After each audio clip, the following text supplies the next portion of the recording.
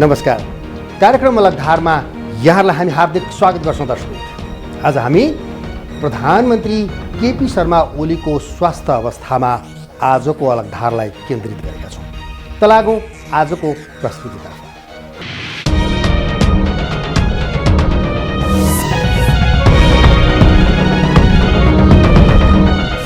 अब आजको प्रस्तुति दर्शक हो दर्शक, प्रधानमन्त्री केपी शर्मा ओलीले मृगौला प्रत्यारोपण गराएको 12 वर्ष बितेछ दर्शक। अहिले त्यही मृगौलाकै कारण ओलीको स्वास्थ्यमा खराबी देखिन थालेको छ। अब पुनः प्रत्यारोपण गर्ने कि डायलिसिस गरेर मृगौलाले काम गर्ने भन्ने विषय अझै छलफलमै छ दर्शक। कमजोर स्वास्थ्य हुँदा मुलुकको कार्यकारी प्रमुखले शासकीय क्षमता देखाउन सक्छन् कि सक्दैन भन्ने बहसहरू अहिले बाक्लिन थालेका छन्। त्यसो त तत्कालीन प्रधानमन्त्री गिरिजाप्रसाद कोइरालाले बेडबाटै शासन हाकेको उदाहरणहरू पनि छन् हामीका। अनि त्यस्तै गरी सुशील कोइरालाले पनि अस्वस्थताका बीच नै सफलतापूर्वक मुलुकलाई संविधान दिन सकेको उदाहरण पनि छ हामीका। तर के तत्कालीन प्रधानमन्त्रीहरूले अस्वस्थताका बीच गरेको काम सही थियो त? विश्लेषकहरूको विचारमा उनीहरूले गरेका कतिपय कामहरू ठिक भए तापनि बिरामी प्रधानमन्त्रीले गरेका त्यस्ता धेरै निर्णयहरू रोगी प्रकारका थिए। त्यसले मुलुकलाई लाभ भने दिएन दर्शक। तसर्थ स्वस्थ कार्यकारी प्रमुखले मात्र कुशलतापूर्वक मुलुक हाँक्न सक्छ भन्ने उनीहरूको तर्क छ। बाँकी अलग धारको यो रिपोर्ट।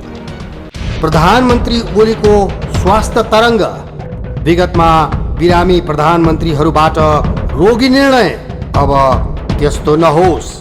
देशको कार्यकारी प्रमुख प्रधानमन्त्री केपी शर्मा ओलीको स्वास्थ्य स्थितिले राजनीतिमा मात्र होइन, समाजका सबै क्षेत्र तरङ्गित र जिज्ञासु बनेको छ। करिब 12 वर्ष अघि प्रत्यारोपण गरिएको ओलीको मृगौलाले पनि काम गर्न छोडेको स्वयं प्रधानमन्त्रीले नै बताएका छन्। यही कारण छिटो छिटो डायलिसिस गरेर मृगौलाको ख्याल गरिँदैछ। चिकित्सकहरूले हप्तामा 3 वा 4 पटक डायलिसिस गर्नुपर्ने बताएका छन्। भलै प्रधानमन्त्री आफूलाई स्वास्थ्य देखाउन खोज्दैछन्। समृद्ध नेपाल, सुखी नेपालीको सपना पूरा गर्ने बाचा गरिरहेका छन्। के प्रधानमन्त्री ओलीको अहिलेको स्वास्थ्य स्थितिकै बीच मुलुकको शासन सञ्चालनमा प्रभावकारिता रहन्छ त? असर त पर्छ। अब त्यो उहाँले व्यक्तिगत रूपमा आफैले निर्णय गर्ने कुरा हो। मैले यस्तो अवस्थामा पदमा बसिरहनु उपयुक्त हुन्छ कि मैले पद छाडेर मैले आराम गर्ने र अरूले जिम्मेवारी सम्हाल्ने भन्ने कुरा चाहिँ उहाँको व्यक्तिगत निर्णयको कुरा हो। मैले त्यसरी भने नि, यो नितान्त निजी र विवेकको कुरा हो।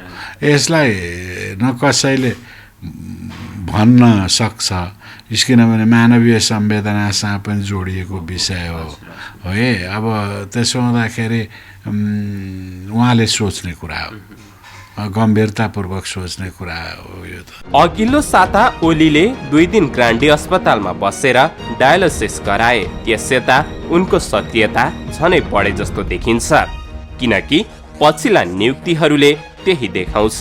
सरकार हाँक्न सक्छु मात्र होइन, पार्टी हाँक्छु भनेर देखाउने गरी नेकपाको बैठक पनि यही बीचमा राखियो। भलै ती बैठक बालुवाटारभित्र भए।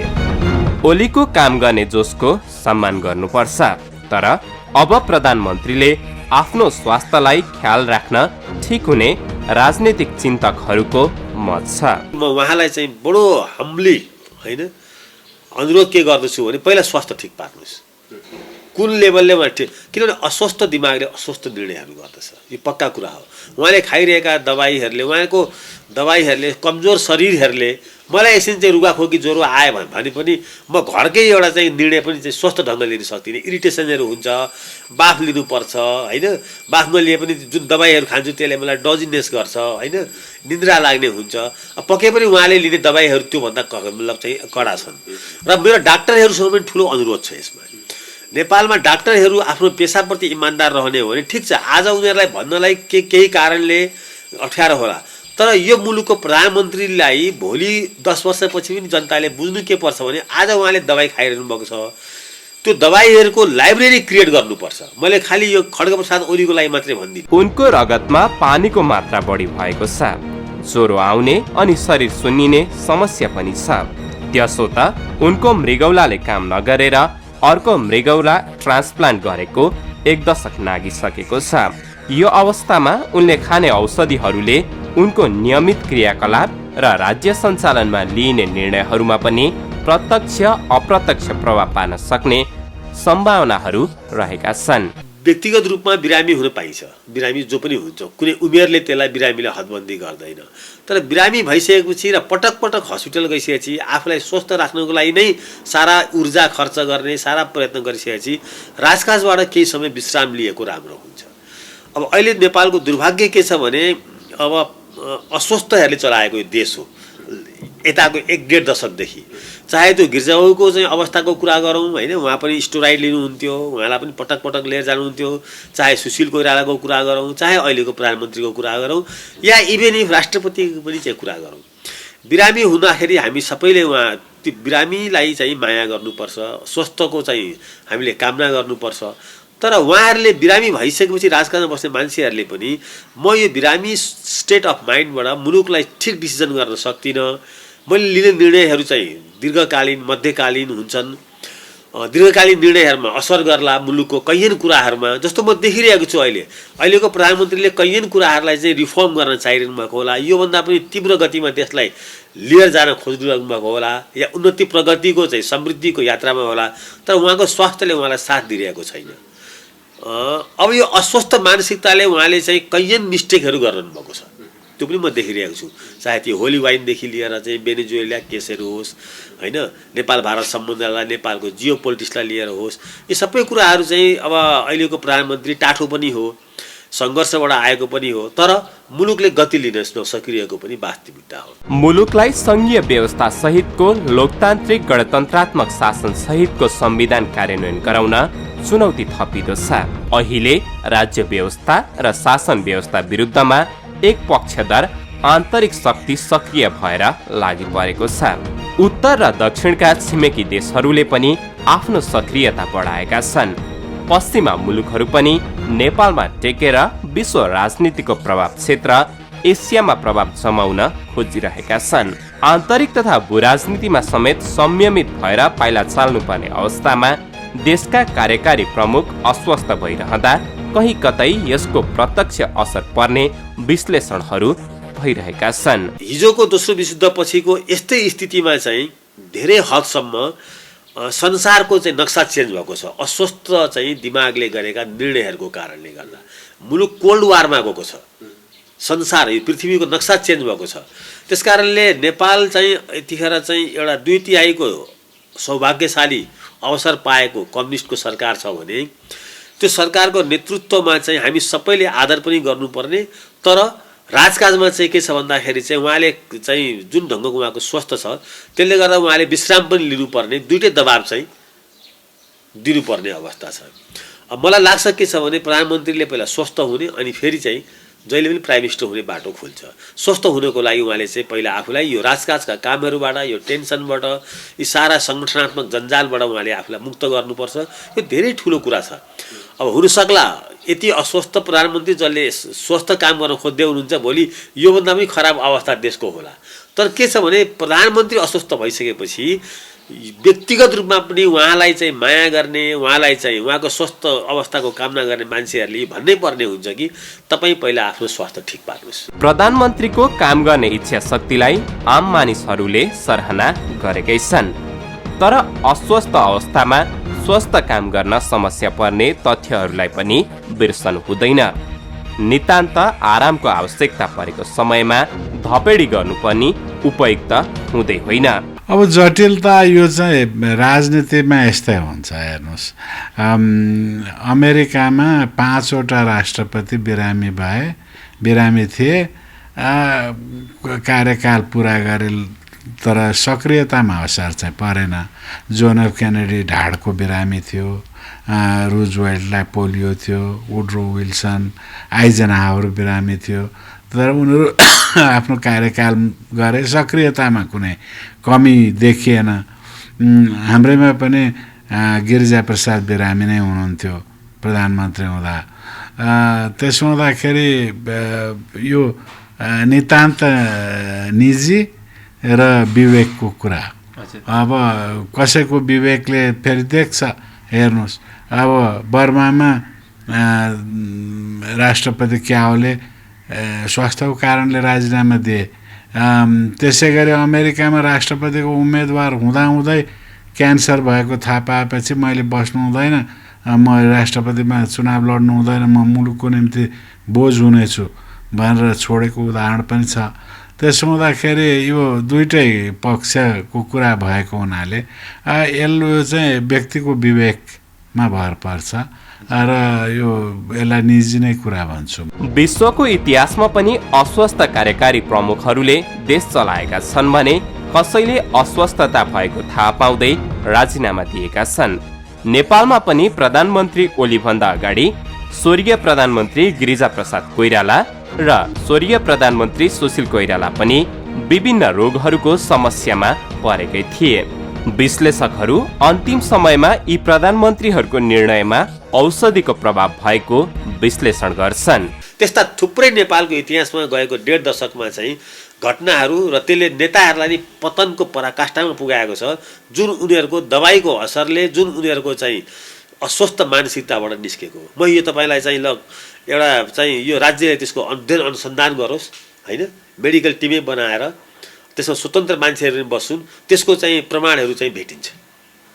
चाहे त्यो गिरिजाप्रसाद कोइरालाको केसमा भनौँ, चाहे त्यो सुशील कोइरालाको, चाहे म अहिलेको वर्तमान प्रधानमन्त्रीको, उहाँहरूले आफूलाई स्वस्थ नराखिकन मानसिक र शारीरिक रूपमा उहाँहरूबाट हुने निर्णयहरू स्वस्थ हुन सक्दैन। यो एउटा व्यक्ति, एउटा घर चलाउने मान्छेको हुन सक्दैन भने यो सारा चाहिँ नेपालको राजकाज चलाउने, नेपालको जियो पोलिटिक्सलाई बुझ्ने होइन, नेपालको चाहिँ यो राज्य संयन्त्रलाई सञ्चालन गर्ने मानिसहरूको यो हुनसक्छ भन्ने कुरा चाहिँ यो वैज्ञानिक सम्मत कुरा होइन। स्वास्थ्य भन्दा ठुलो सम्पत्ति अरू हुन सक्दैन। स्वास्थ्य मानिसले गरेका कामहरू नतिजा उन्मुख हुन्छन्। आम नेपालीहरूको आशाको केन्द्र प्रधानमन्त्री केपी शर्मा ओलीलाई यति बेला धपेडी भन्दा पनि आरामको जरुरत रहेको छ। हो दशमिन, हुन त प्रधानमन्त्री केपी शर्मा ओलीका पछिल्ला सक्रियता भने लोभलाग्दो देखिएको छ।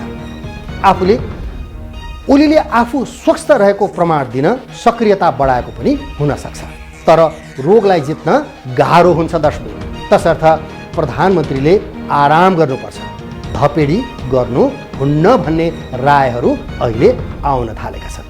भलै यी रायहरू प्रधानमन्त्रीको अबको उपचार के कसरी गर्छ भन्ने यकिन निर्णय आउन अघिका हुन् दशमिन। बाँकी अलगधारको यो रिपोर्ट। प्रधानमन्त्रीको उपचारमा अन्योलता, प्रत्यारोपण कि डायलिसिस। बुधबार बिहान अस्पताल भर्ना भएका प्रधानमन्त्री केपी शर्मा ओलीको स्वास्थ्य स्थितिबारे ग्रान्डी अस्पताल र प्रधानमन्त्रीको सचिवालयले सूचना लुकायो। उनका प्रेस सल्लाहकार डाक्टर कुन्दन अर्यालले पनि स्वास्थ्य स्थितिको बारेमा पूर्ण जानकारी सञ्चार माध्यममा दिएनन्।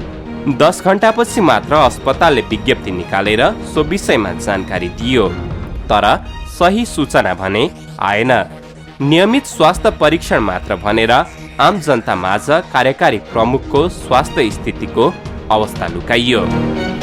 2 दिनको बीचमा प्रधानमन्त्री ओलीलाई भेट्न अर्का अध्यक्ष प्रचण्ड, उपप्रधानमन्त्री ईश्वर पोखरेल, पार्टी प्रवक्ता नारायण काजी श्रेष्ठ, स्थायी सदस्य भीम रावल सहितका नेताहरू अस्पताल पुगे अनि बिहिबार साँझ अस्पतालले पत्रकार सम्मेलन गर्यो। नेगेटिभको हिसाबले होइन कि एउटा हेर्नुहोस्, तपाईँले के बुझ्नुपर्छ भने अकाउन्टेबिलिटीको कुरा हो कि म as a director of the hospital म अकाउन्टेबल छु कि उहाँको हेल्थको बारेमा। किनभनेदेखि त्यो अकाउन्टेबिलिटीको लागि रिस्पोन्सिबल एउटा डिरेक्टरको रूपमा कुरा गर्दैछु मैले। तपाईँबाट सत्य तथ्य लुकाउनु पर्ने कुनै छैन, उहाँ त देशको सम्पत्ति हो नि त, कुनै कुरा होइन। तर अहिले चाहिँ भनौँ न, तपाईँले के चाहनुहुन्छ भनेदेखि अरे त्यो ब्लड टेस्टहरू यहाँ मैले गरेर यत्र तत्र गर्ने कुरा भएन। लेट्स बी रियलिस्टिक, एउटा अलि रिस्पेक्टफुल पनि हामीले हुनु पर्यो। तपाईँहरूले यति मनमा लिनुहोस् कि पत्रकार बन्धु भाइ बहिनीहरूले चाहिँ नि कि हाम्रो स्ट्यान्ड एकदम क्लियर छ, हामी एकदम राम्रो कन्डिसनमा छौँ, तपाईँहरू निर्धक्क बन्नुहोस्, prime minister is doing perfectly fine, यति मेसेज लिएर गइदिनु भयो भने इट्स मोर देन इनफ। उनको उपचारमा सूचना लुकाइएको यो पहिलो घटना होइन। साउन 18मा सिङ्गापुर पुगेका उनी 10 दिन उपचार गरेर नेपाल फर्कदा विमानस्थलमा पत्रकारहरूका माझ सूचना लुकाइयो। उनी लगायत उनको टिम नै मौन बसेको थियो। अर्को पटक भदौ पासमा सिङ्गापुर जाँदा पनि सूचना लुकाउने प्रयास भएकै हो। अन्तिम समयमा आएर प्रधानमन्त्रीको निजी चिकित्सक डाक्टर दिव्या सिंहले विज्ञप्ति निकाल्दै एन्टिबडीलाई निष्कासन गर्न फेरि सिङ्गापुर जानु परेको बताएकी थिइन्। प्रधानमन्त्री भनेको सार्वजनिक व्यक्ति हो र एउटा सर्वोच्च संस्था पनि हो र प्रधानमन्त्रीको बारेमा जानकारी पाउनु प्रत्येक नागरिकको हक पनि हुन्छ र जानकारी दिनु कर्तव्य पनि हुन्छ। त्यसो हुँदाखेरि स्वास्थ्य अवस्थालाई लुकाउनु पर्ने अथवा जानकारी नदिनु पर्ने कारण केही छैन र छिटपुट जानकारीहरू आइराखेको छ, तर समग्रतामा जानकारी आएन भन्ने गुनासो हो। सार्वजनिक पद धारण गरेको प्रत्येक व्यक्तिको जानकारी पाउने अधिकार आम सर्वसाधारण नागरिकहरूलाई हुनुपर्दछ। अझ देशको कार्यकारी प्रमुखको हरेक क्रियाकलापको जानकारी आम सर्वसाधारण मानिसहरू सामु पारदर्शी हुनुपर्दछ। स्वास्थ्य स्थिति मात्र होइन, राज्य संयन्त्र चलाउने हरेक मानिसहरूले खाने औषधिहरूको लाइब्रेरी नै तयार गर्नुपर्ने आवश्यकता रहेको छ। नेपालको राज्यले एउटा चाहिँ निर्णय नै के गर्नुपर्छ भने रनिङ प्राइम मिनिस्टरहरूले, रनिङ राष्ट्रपतिहरूले खाइरहेको दबाई, ती दबाईका साइड इफेक्टहरू, तिनीहरूले चाहिँ दिन सक्ने इरिटेसनहरू सबै कहीँ न कहीँ एउटा राजकाजमा बस्ने मान्छेहरूको एउटा लाइब्रेरी, हेल्थ लाइब्रेरी भन्ने क्रिएट गर्नुपर्छ। त्यो चाहिँ 10औं वर्षपछि पनि चाहिँ यस्तो अवस्थामा पनि लिएका निर्णयहरूले मुलुकलाई कस्तो असर पारो भनेर भावी पुस्ताको लागि त्यो एउटा सम्पत्ति हुनसक्छ। र मुलुकले एउटा दीर्घकालीन निर्णय के गर्न सक्छ भने कि यो स्टेट अफ माइन्डमा राजकाजमा जानको लागि संवैधानिक रूपमा, कानुनी रूपमा त्यसलाई प्रतिबन्ध लाउनुपर्छ।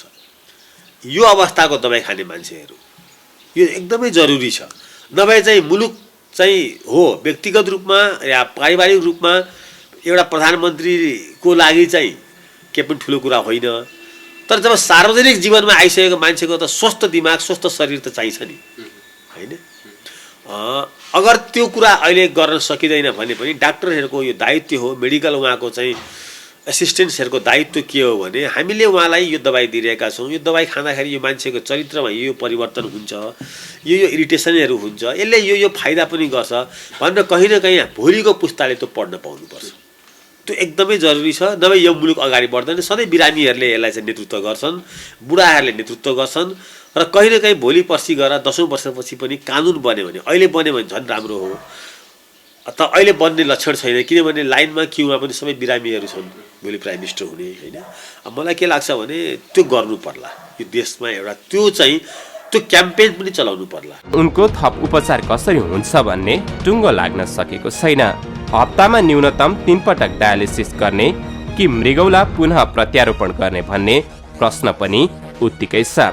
आम सर्वसाधारणमा चासो र चिन्ता थपिएको छ भने पार्टी, सरकार र सम्बन्धित सबै अब उनको उपचार कसरी गर्ने भन्नेमा सरसल्लाहमा जुटेको छ। अरूले भन्ने विषय नै होइन, के गर्दा ठिक हुन्थ्यो। अब कतिपयले भन्ला यो विश्राम लिनुपर्छ, राजनीतिबाट उहाँले छोडिदिनुपर्छ भन्लान्, कतिले होइन उहाँ सकिरहनु भएको छ, किन न यसलाई निरन्तरता दिने, जतिन्जेल सक्नुहुन्छ गर्नुहुन्छ भनेर भन्ने पनि होलान्। त्यसो हुँदा यो अरूको कुरा कसले के भन्छ भन्ने कुराले यसको निर्णय हुँदैन। यो निर्णय चाहिँ उहाँले आफैले व्यक्तिगत तौरबाट मैले यो अवस्थामा मेरो स्वास्थ्यको अवस्था यो छ, उहाँलाई नै थाहा होला कति गम्भीर छ भन्ने कुरो वा गम्भीर छैन भन्ने कुरो, त्यसको आधारबाट उहाँले लिने व्यक्तिगत निर्णयको कुरा हो। त्यसो हुँदाखेरि अरूले भनेर हुने कुरा चाहिँ यसमा केही छ जस्तो लाग्दैन। किनभने मैले अघि पनि भने बिरामी हुँदै चलाएका मान्छेहरू पनि छन्, बिरामी हुने बित्तिकै राजीनामा दिएर मैले मुलुकको निम्ति बोझ हुनु हुँदैन भन्ने मानिसहरू पनि छन् है। र उम्मेदवार हुँदै बिरामी भएको कारणले मैले उम्मेदवार हुनु हुँदैन भन्नेहरू पनि छन्। त्यसो हुँदा यो सबै व्यक्तिमा भर पर्ने रहेछ।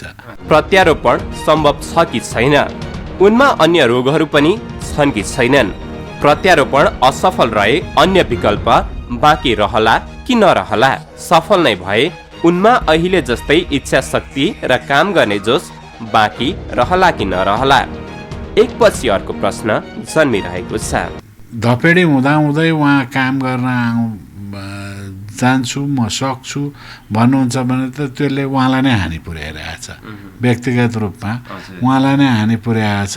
त्यो हानि अन्ततः राष्ट्रलाई पनि होला। है उहाँ जस्तो मान्छे लाई हानि पुग्दै गयो भने राष्ट्रलाई पनि हानि हुन्छ। त्यो त उहाँले सोच्ने कुरा हो। कति मैले मेरो स्वास्थ्यलाई समय दिने र कति मैले राष्ट्रलाई समय दिने। स्वास्थ्य स्थितिमा कुनै जटिलता छैन, खतरा छैन। मैले लामो समयसम्म बिदामा बस्नु पर्दैन। यहाँ रिक्तता, राजनीतिक रिक्तता हुँदैन भन्ने उहाँलाई आत्मविश्वास छ र उहाँका मेडिकल रिपोर्टरले पनि त्यसो भन्छन् भने उहाँ स्वतन्त्र हुनुहुन्छ निर्णय लिन। अस्वस्थताको बीच काम गर्दा परिणाम आउँदैन, तसर्थ पहिलो काम स्वास्थ्य बन्नु नै हो। प्रधानमन्त्रीको स्वास्थ्य लाभको कामना गरौँ। हो दर्शन, मुलुकको कार्यकारी प्रमुखको हरेक गतिविधि जनताले थाहा पाउनुपर्छ। यो जनताको अधिकार हो। प्रधानमन्त्रीको स्वास्थ्य स्थिति र अबको उपचारबारे जनताले सही सूचना पाउनु पनि पर्दछ। तर चिकित्सक र प्रधानमन्त्रीका सहयोगीहरूले प्रधानमन्त्रीको स्वास्थ्य स्थितिबारे सही सूचना दिन नचाहेको जस्तो देखिँदैछ। यो सर्वथा गलत हुनेछ दर्शन। यो थियो आजको अलगधारको प्रस्तुति, जसलाई हाम्रा सहकर्मी रोमन आचार्यले तयार पारेका हुन्। यदि अलगधारलाई कुनै नयाँ सूचना, घटना, रोचक तथ्यहरू छन्, जानकारीहरू छन्, सल्लाह र सुझाव र प्रतिक्रियाहरू छन् भने यहाँहरूले हामीलाई दिन सक्नुहुन्छ। त्यसका लागि 400653 छ हाम्रो कार्यालयको टेलिफोन नम्बर, जसमा कार्यालय समयमा बिदाको दिन बाहेक यहाँहरूले सम्पर्क गर्न सक्नुहुन्छ। यदि कुनै पनि बेला मोबाइलमा सोझै सम्पर्क गर्न चाहनुहुन्छ भने हाम्रो मोबाइल नम्बर हो 9802002006। त्यस्तै यहाँहरूले हामीलाई इमेल मार्फत पनि प्रतिक्रिया, सुझाव र सल्लाहहरू दिन सक्नुहुन्छ। त्यसका लागि alagdhar@gmail.com यहाँहरूले हामीलाई इमेल पनि गर्न सक्नुहुन्छ। त्यस्तै यहाँहरूले हामीलाई ट्विटर र फेसबुकमा पनि लगअन र फलोअन गरेर हेर्न सक्नुहुन्छ। हस् त, आजको अलगधारको प्रस्तुति यति हो। अलगधारको सम्पूर्णलाई बिदा दिनुहोस्। नमस्कार।